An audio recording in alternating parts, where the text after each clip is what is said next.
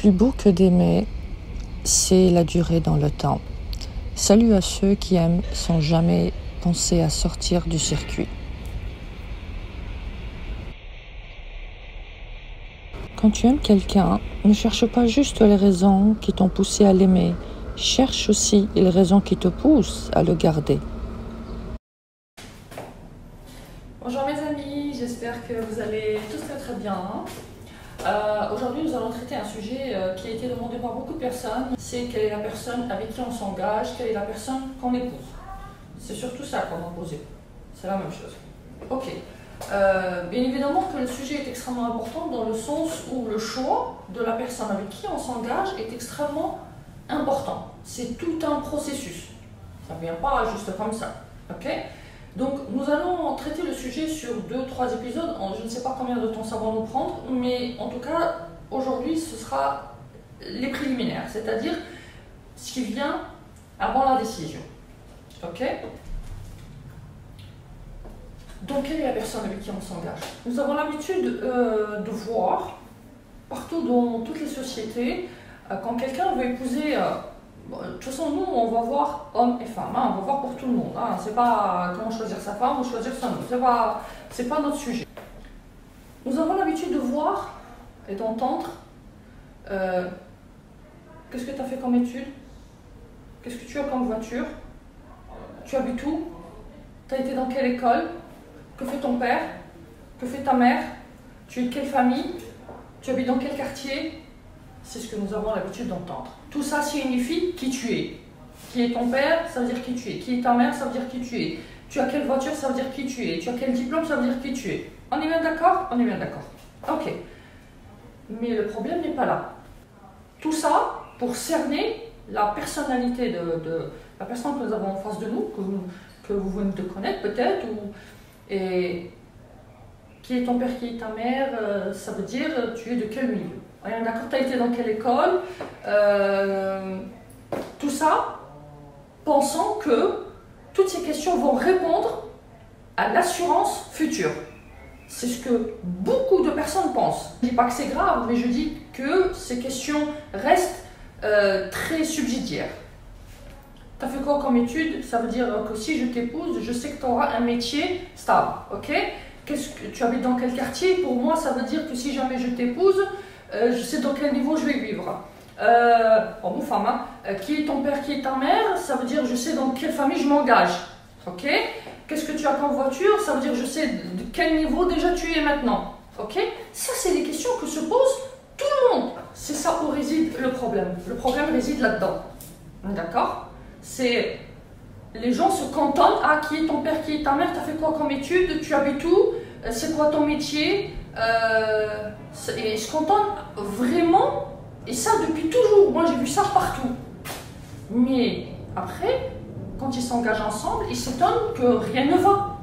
Mais rien ne va parce qu'ils ne se sont pas posé les bonnes questions, ils se sont posé des questions financières, des questions matérielles. Peut-être s'ils ont vécu, c'est-à-dire s'ils sont restés, s'ils se sont connus un peu plus longtemps, ils ont pu se poser d'autres questions. Mais ce n'est pas ce qui les intrigue en général. Ce qui les intrigue, c'est la stabilité financière, c'est la stabilité matérielle. C'est ce qui intrigue le plus en général. En général, ce qui est malheureux justement, parce que ce n'est pas le matériel qui est dans l'assurance.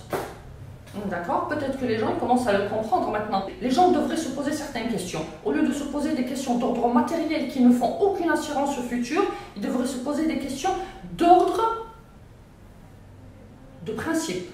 D'accord ? Des outils de principe. Ok ? Voilà. Des outils d'intention. Les gens, vous m'avez posé la question, je vous réponds. Les questions que vous devez vous poser, c'est des outils d'intention. C'est-à-dire poser des questions de terrain. Demain, si je tombe malade, qu'est-ce que tu fais ? C'est ça qu'il faut se poser comme question. Bien sûr, on va se poser la question. Bien sûr, toutes les questions qu'on se pose jusqu'à présent, tu as fait quoi comme étude, tu habites où, qui est ton père, qui est ta mère, tout ça. Bien sûr qu'il faut se poser ces questions-là. Mais ne pas se cantonner juste à ça. Un diplôme ne veut pas dire bien élevé. Habiter un quartier chic ne veut pas dire que la personne est sûre que cette personne prendra soin de soi. de l'autre. Vous voyez ce que je veux dire? C'est ça. Habiter dans un quartier chic ne veut pas dire forcément bon et bien élevé. Avoir un très bon diplôme ne veut pas dire avoir de bons principes. D'accord? Avoir une voiture à 70 000 € ne veut pas dire être fiable. D'accord? C'est pour ça qu'il faut se poser les bonnes questions. Se poser les questions de demain. Vivre avec une personne, c'est le mettre dans des situations. Si vous ne mettez pas l'autre dans des situations, comment vous allez savoir que votre conjoint, homme ou femme, va savoir se comporter avec vous? Comment en lui posant la question « Quel est ton diplôme ?» vous allez savoir comment il va se comporter avec vous. Un diplôme ne donne pas, d'accord, ne donne pas la bonne éducation. La bonne éducation se voit sur le terrain. Comment cette personne va prendre soin de vous? Comment cette personne va se comporter quand il y a un problème? Comment cette personne va se comporter quand il y a un drame? Est-ce que cette personne va vous épauler? Est-ce que cette personne va vous soutenir? Est-ce que cette personne va être là pour vous? Est-ce que cette personne est fiable? D'accord? Pour éviter et prévoir les accidents de confiance.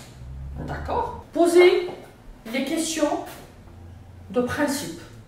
C'est ça les questions que devrait se poser chaque personne avant de s'engager. D'accord? Pas les questions matérielles. On pose les questions matérielles, bien évidemment, on ne vit pas dans une société primaire. Mais le plus important, c'est de poser des questions d'intention, des outils d'intention pour éviter, pour prévoir les accidents de confiance. C'est quoi les accidents de confiance? Les accidents de confiance, c'est en cas de maladie, cette personne fait quoi? En cas de conflit, cette personne fait quoi? Comment cette personne va se comporter avec votre famille? C'est pour ça qu'il faut vivre avec cette personne dans le concret. C'est-à-dire qu'il faut voir cette personne avec sa famille, avec votre famille, avec ses amis, vos amis, avec ses frères, ses sœurs, ses parents, comment ils se comportent, comment elle et lui se comportent. Vous voyez, c'est comme ça. C'est comme ça qu'on se décide pour la personne de demain. Ce n'est pas parce que la personne vous dit je t'aime, il ou elle, hein, je t'aime, je suis folle de toi, je serai toujours là pour toi, t'inquiète pas, je te soutiendrai, ta famille sera la mienne, tes frères, je les adore, quoi qu'il arrive dans la vie, je serai là. Mais ça ne veut rien dire dans la vie. Ça, je vous l'ai déjà dit, ça ne veut rien dire dans la vie. Une personne, il faut la voir sur le terrain. Il faut la voir au milieu de sa famille. Il faut la voir au milieu de ses frères, de ses soeurs, de ses amis. Avec vos amis, avec vos frères, avec vos soeurs, avec vos collègues. Dans une société, quand vous allez faire des courses, quand il y a un problème, posez-lui la question. Mettez-le, elle ou il, devant les faits accomplis. Comment se comporte à côté d'un pauvre, devant un orphelin? Ça, c'est des questions que personne ne se pose, que personne ne prévoit. Moi, personnellement, une personne qui se conduit mal avec une personne dans le besoin, ou un orphelin, ou n'importe quelle situation de détresse qui se conduit mal, moi, personnellement, je mets une croix dessus. La plupart, je pense, qu'ils feraient ça. Donc, c'est dans les situations que vous devez vous décider. Mettre l'autre dans des situations. Pas le surveiller, mais vivre avec cette personne dans des situations extérieures à vous deux. C'est ce qui vous permettra de savoir avec qui vous allez vous engager. Est-ce que vous êtes sûr, vous avez cette assurance de vivre 30 ans avec cette personne, de vous engager les yeux fermés et dormir le soir à côté de cette personne et se dire je fais confiance à cette personne parce que cette personne est fiable. Mais cette personne, comment être sûr de cette personne? Comment avoir cette assurance qui vous permet de dormir et qui vous permet de vous projeter 30 ans? C'est cette assurance que vous devez avoir avant de vous décider avec la personne avec qui vous allez vivre. On ramène des fleurs H24 qui vous dit je t'aime H24, théoriquement ça ne veut absolument rien dire. C'est dans les situations que vous allez vous décider pour la personne avec qui vous allez vivre. D'accord? Mettez-la dans les situations. Vivez avec cette personne dans des situations avant de vous décider. D'accord? Le mot je t'aime ne fait pas décider. En aucun cas. Il y a des gens qui se sont décidés juste par je t'aime à la folie, je serai. Mais je serai quoi? Si à la première occasion, vous ne pouvez pas vous fier à cette personne. C'est simple, je vais vous donner quelques exemples. Que vous soyez un homme ou une femme, hein, pour moi il n'y a pas de différence, parce que je vous ai déjà expliqué la réciprocité dans la décision, dans tout. Une personne qui reçoit un appel de son père ou de sa mère, qui ne décroche pas, il dit oh, c'est bon, c'est mon père ou c'est ça, c'est ma mère. Moi personnellement, je ne l'épouse pas. Je ne l'épouse pas, je suis désolée, mais par principe, moi je peux écrire un livre, rien que sur ce geste-là, j'écris un livre. Ok? J'écris même une encyclopédie, j'écris 12 tomes juste sur ce petit détail. D'accord? Une personne qui ne soutient pas sa soeur, son frère, son père, sa mère, son voisin, moi personnellement, je ne me vois pas vivre avec. Hein. C'est des choses qui décident une personne, qui vous disent, est-ce que demain il y aura une crise de confiance avec cette personne? Une personne qui a des choses en elle. Parce que moi, j'ai pas vu beaucoup de parents ou de personnes qui posent des questions de principe avant de se marier. Comment tu te conduis si jamais ta femme tombe malade? Comment tu te conduis si jamais ton homme tombe malade? Comment tu te conduis avec ta belle-mère, avec ton beau-père, avec ton beau-frère, avec ta belle-sœur? Comment tu te conduis avec tes voisins si jamais ils ont un problème? Comment? Oui, c'est des questions qu'on doit se poser. Oui, c'est des questions qu'il faut se poser. Parce que l'argent en banque ne vous garantisse pas de dormir tranquille pendant 30 ans. Je suis désolée. C'est ça les questions qu'il faut vous poser, mesdames et messieurs. Posez-vous des questions de confiance. Posez-vous des questions d'outils de confiance, d'outils d'intention qui vous permettent de vous engager, de mettre le pied dans cette relation. Des questions qui vous permettent de mettre les deux pieds dans la relation, de dormir tranquille et d'être sûr. On ne peut pas être sûr à 100%. Mais si vous êtes sûr déjà à 51%, c'est déjà bien. On est des êtres humains, on est bien d'accord. Mais si vous vous posez que des questions d'ordre matériel, désolé, mais dans un mois vous êtes divorcé, ou alors vous êtes séparé, ou alors c'est la catastrophe. Posez des questions de principe. Posez des questions de caractère. Comment tu te conduis si jamais on se dispute? Si jamais on se dispute, voilà, tu te conduis comment? Mais ça, il ne faut pas juste croire la personne, ce qu'elle va vous dire. Je ne vous dis pas qu'il ne faut pas croire. Non, je dis juste qu'il faut voir sur le terrain. D'accord? Mettez les gens en situation. Et pour mettre les gens en situation, il faut vivre avec, c'est-à-dire des invitations entre familles. Vous avez chacun ses principes, chacun cherche sa paire. On n'a pas tous les mêmes principes, on n'a pas tous les mêmes lignes rouges. Donc à chacun de poser à l'autre les questions de principe et de lignes rouges. D'accord? Vous avez mon livre de coaching, allez-y, vous avez toutes les questions dedans. Vous avez vos propres principes, vos propres codes, posez-vous les bonnes questions, posez-lui les bonnes questions et surtout mettez la personne en situation sociale. C'est ça qu'il faut faire.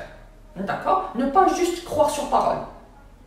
Croire sur parole, ça veut dire vraiment vous mettez les pieds dans l'inconnu.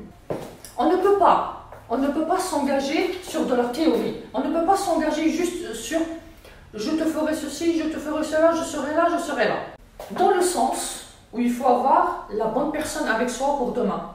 Si vous n'avez pas les mêmes principes, si vous n'avez pas les mêmes lignes rouges, si vous n'avez pas les mêmes codes de vie, vous ne pourrez pas vivre ensemble. Demain, vous allez vivre tous les jours ensemble. Vous allez vous marier, vous allez avoir des enfants, vous allez vivre au quotidien. Si vous n'avez pas les mêmes affinités, c'est la catastrophe. Soyons sincères, mes amis. Combien d'entre vous mettent l'autre en situation avant de l'épouser? Combien de parents mettent le futur gendre ou la future belle-fille en situation avant de l'épouser? Dans toutes les sociétés, je parle. Hein. À part la fille, si elle est belle, c'est la fille de qui, qu'est-ce qu'il fait son père, qu'est-ce qu'elle fait sa mère, qu'est-ce qu'il possède son père, qu'est-ce qu'elle possède sa mère, et le garçon, qu'est-ce qu'il possède son père, la même chose. Qu'est-ce qu'il a, qu'est-ce qu'il peut, est-ce qu'il peut assurer l'avenir de notre fille financièrement?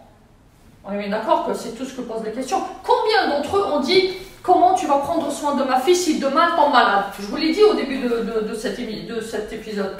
Combien ont dit à leur belle-fille, est-ce que demain tu vas prendre soin de notre fils si jamais il tombe malade?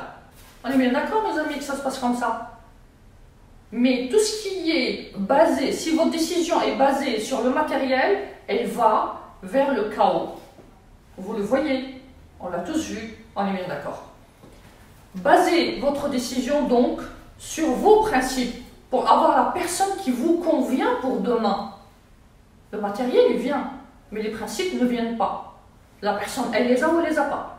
On ne peut pas créer les principes, d'accord? Les principes, c'est une personne bien élevée, elle est bien élevée ou elle l'est pas, d'accord? C'est pas une question d'argent. Donc à vous de savoir.